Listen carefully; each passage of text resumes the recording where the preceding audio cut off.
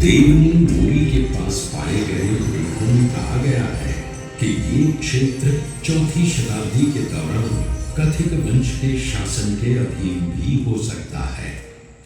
देवनी मोरी के पास खुदाई के दौरान पाए गए प्रमाण इस ओर भी संकेत करते हैं कि यहाँ भगवान शिव की आराधना के साथ साथ बौद्ध धर्म के अनुयायियों का भी वास था।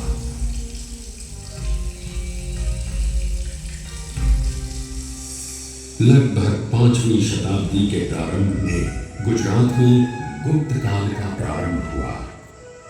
ऐसा कहा जाता है कि ये वही समय था जब भगवान शिव के साथ भगवान विष्णु की पूजा की शुरुआत हुई। 800 ईस्वी में जगत गुरु शंकराचार्य, रामानुजाचार्य एवं निम्बकाचार्य तथा अन्य आचार्यों ने वैष्णव अनुयायियों को बढ़ावा दिया।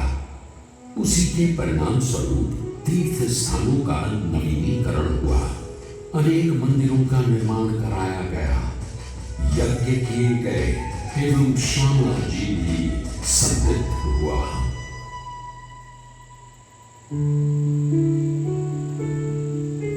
उन्हीं मंदिरों के निर्माण में मेशो नदी के तट पर हरिश्चंद्रनी चौरी मंदिर का विवरण भी मिलता है। 10वीं शताब्दी ईसा पूर्व में बने इस मंदिर की झलकियां आज भी देखने को मिलती हैं। इस मंदिर में एक आयताकार गर्भगृह के सामने एक बड़ा मंडप स्थापित है, जिसमें 2 समीपवर्ती दीर्घाएं हैं जो सभाओं या अनुष्ठानों के लिए स्थान सुझाती हैं। गर्भगृह की दीवारों पर कोई मूर्ति या नक्काशी अब नजर तो नहीं आती, लेकिन किंवदंतियों को माने तो यहाँ देवी मंगला की मूर्ति स्थापित हुआ करती थी। मंदिर का शिखर नागर शैली में निर्मित है।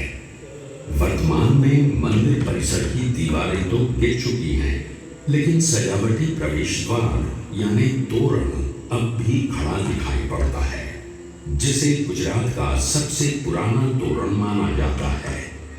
मान्यताओं के अनुसार राजा हरिश्चंद्र के निवास स्थल के रूप में भी इस स्थान को जाना जाता है। हरिश्चंद्रनी चौरी नाम से प्रसिद्ध ये मंदिर प्राचीन भारतीय वास्तुकला के प्रमाण के रूप में सदियों से आज भी खड़ा है। समय बदला, दौर बदला। गुजरात में सोलंकी वंश के पतन के बाद एक बुरा दौर शुरू हुआ। तब धार्मिक कट्टरता के आधार पर विदेशी आक्रांताओं ने अनेक मंदिरों को नष्ट कर दिया। राजनीतिक अराजकता के उस दौर में ईडर शासकों ने लगभग 1520 ईस्वी में एक संधि द्वारा इस क्षेत्र को पुनः प्राप्त कर लिया।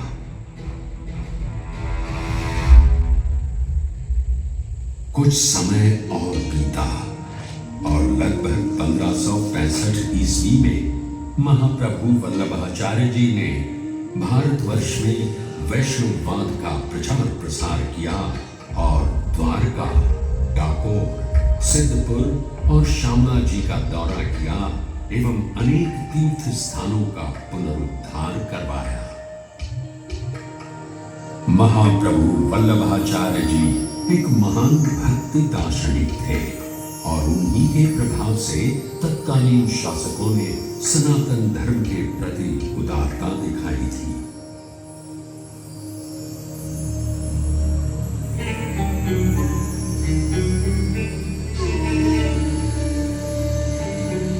ऐसा माना जाता है कि उसी दौर में अनेक मंदिरों के साथ मेरे इस प्रांगण का भी जीर्णोद्धार कराया गया था।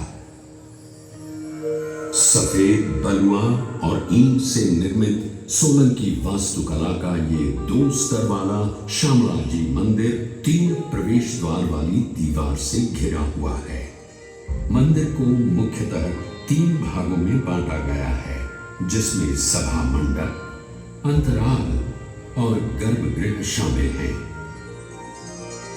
मंदिर सुंदर खंभों पर टिका हुआ है, जिसके ऊपर एक छतरी विराजमान है। और साथ ही उसकी दोनों ओर अर्धमंडलाकार रचनाएं मौजूद हैं।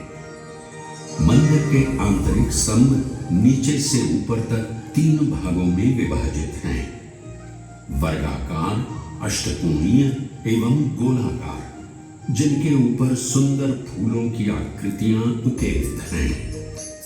सुंदर नक्काशी से भरा शिखर है जो निस्संदेह अपनी ओर सभी का ध्यान आकर्षित करता है। छत के सामने वाले हिस्से में सपाट छत से निकले हुए छोटे छोटे गुंबद हैं। इस मंदिर के ऊपर सफेद रेशमी ध्वजा जी फहराया जाता है, जिसके कारण इसे ध्रुवी ध्वजा वाला भी कहा जाता है। मंदिर में हाथी एक बहुत ही सामान्य प्रतीक है। इसकी बाहरी दीवारों पर अर्ध प्रचंड हाथियों की बड़ी आकृतियां प्रदर्शित हैं। मंदिर की इमारत के चारों ओर पत्थर में उकेरे गए हाथियों के सिर और अग्रभागों की एक झालर देखी जा सकती है।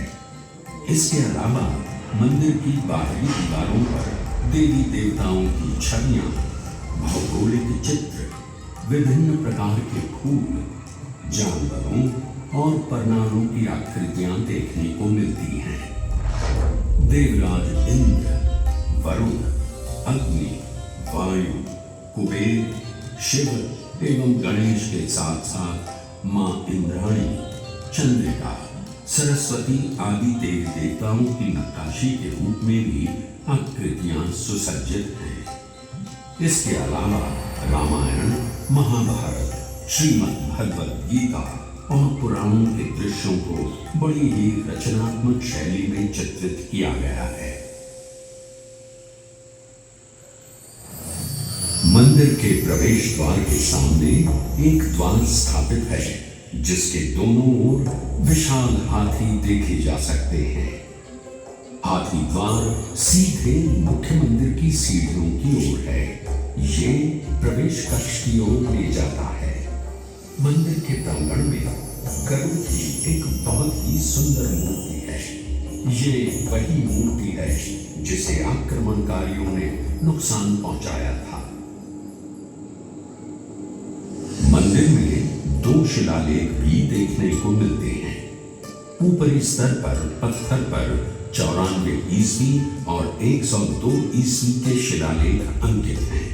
तो वहीं मंदिर के प्रवेश द्वार पर एक और शिलालेख देखने को मिलता है, जिसमें 1762 ईस्वी में टिंटोई के ठाकुर द्वारा किए गए मरम्मत कार्य का विवरण मिलता है।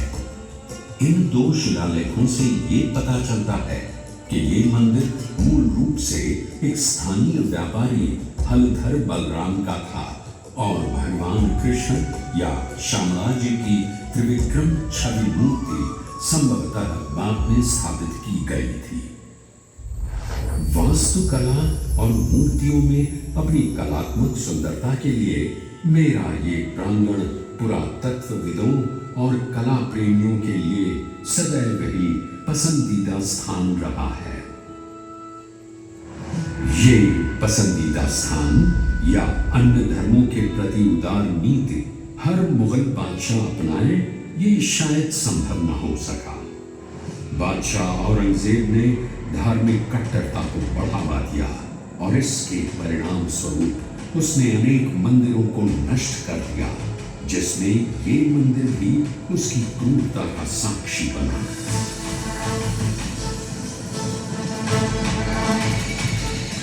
ईडर के महाराजा, ठाकुर और राजपूतों ने मुगल सेना का बहादुरी से सामना किया, परंतु वो जीत न पाए। अपने आत्मसम्मान की रक्षा अपने प्राणों से ज्यादा महत्वपूर्ण होती है। शायद यही बात अपने मन में लिए उन्होंने पुनः प्रयास किया और इस बार मुगल सेना को इस क्षेत्र से खदेड़ दिया।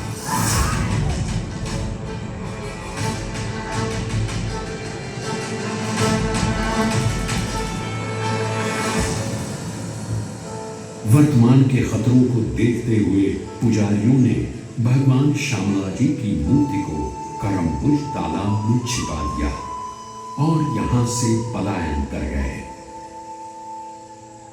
माना जाता है कि तब आदिवासी यहां खेती किया करते थे।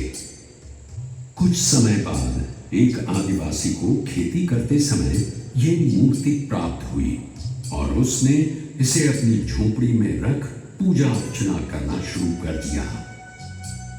ये भगवान का आशीर्वाद ही था कि सूखी बंजर पड़ी जमीन पर भी अच्छी फसल हुई। आदिवासियों के लिए ये उनके कालिया देव का आशीर्वाद था।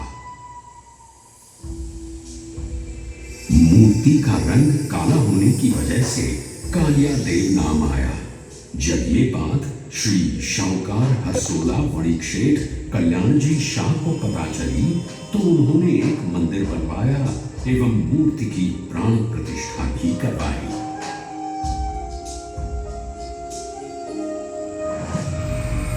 समय अब सनातन धर्म के लिए अनुकूल था।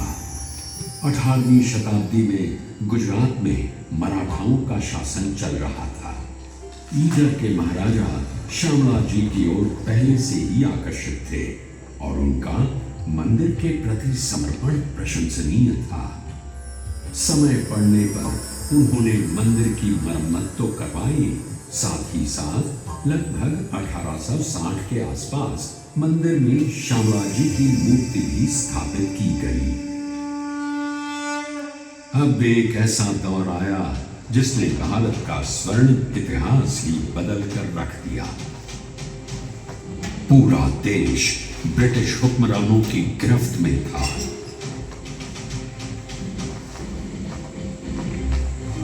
परिस्थितियां अब प्रतिकूल थी। मंदिर पर और कोई आपत्ति न आने पाए, इसलिए ब्रिटिश शासन के दौरान ही ईडर राज्य के शासक श्री केशरी सिंह जी ने इस मंदिर के नियमित प्रबंधन के लिए वैष्णवों की एक समिति बनाई।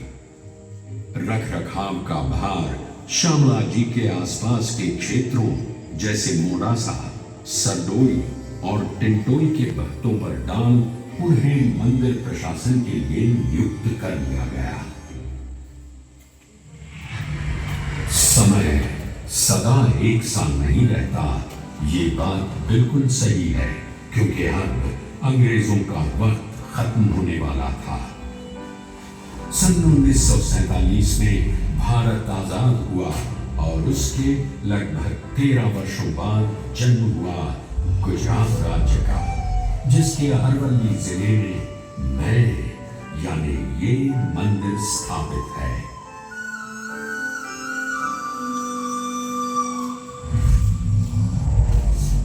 मंदिर का प्रशासन सुचारू रूप से चले, इसलिए ईस्वी सन 1953 में एक ट्रस्ट भी पंजीकृत कराया गया।